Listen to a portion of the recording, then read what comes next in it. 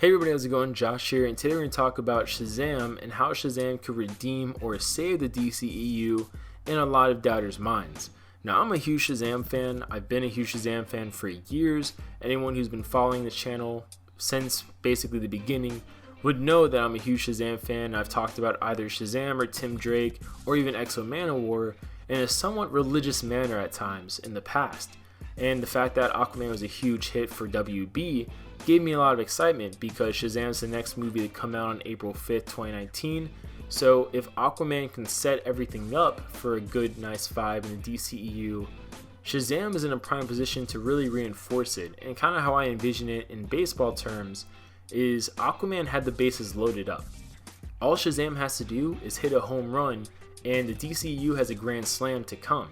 Because a lot of people don't really remember anymore how mixed their feelings were, whether it's on Man of Steel or whether it's Batman v Superman. Those movies happened at this point a few years ago, so currently the feeling on DCEU is majority Aquaman for a lot of people, especially the fans who are looking for a more positive future instead of a more shaky in the air kind of future. And I know for some this might come off as me being a hater, but that is not at all what I'm trying to say. I really want the DC universe to succeed because a lot of my favorite characters, actually 2 out of my top 3 favorite characters from comic books, are DC characters, whether it's Tim Drake or it's Shazam / Captain Marvel. So in this movie, one thing I noticed, and it's kind of come out in recent leaks from people like Daniel RPK and other sources, but Superman is going to have some sort of influence in universe on Billy Batson / Shazam. For example, supposedly in the trailer there'll be some humming of the Superman traditional theme song from the previous Richard Donner movies, and also at the same time when Shazam learns how to fly, part of that is because he's channeling kind of a pseudo what would Superman do type of mojo, which gives him not the confidence necessarily, but I guess you could say the mindset that allows him to fly. And I'm sure they're going to play with that more and more with Superman, whether he appears or not, being somewhat of a mentor / idol for Shazam to follow. And this is something that's really important, I think, for the DCEU, because the actor that plays Superman, Henry Cavill's status is kind of up in the air right now. So if all is executed well, Shazam could be seen by Warner Brothers and the greater bosses behind the DCEU as a temporary replacement for Superman while that stuff's getting figured out.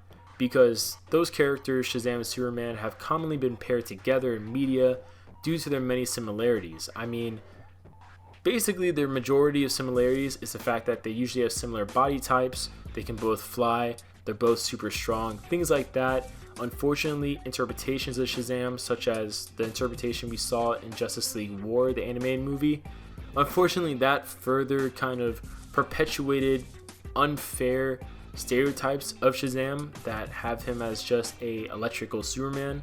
That's not at all his character. His character is a lot more deeper than that. His character history is a lot more richer than that. Actually, he was the first superhero to fly before Superman. But what basically my point is that if there was a superhero to kind of temporarily fill the boots of Superman in a greater Warner Brothers DCEU project, Shazam should be your number one option if you're not doing Supergirl, which I doubt they'll do Supergirl right now since the TV show is still going on. But another reason why I think Shazam can further save the DCEU down the line is because if they play Shazam off as being inspired and Superman's a pseudo mentor of sorts, an idol for Shazam, they could easily introduce the concept of legacy or spin-off character heroes to the DCEU.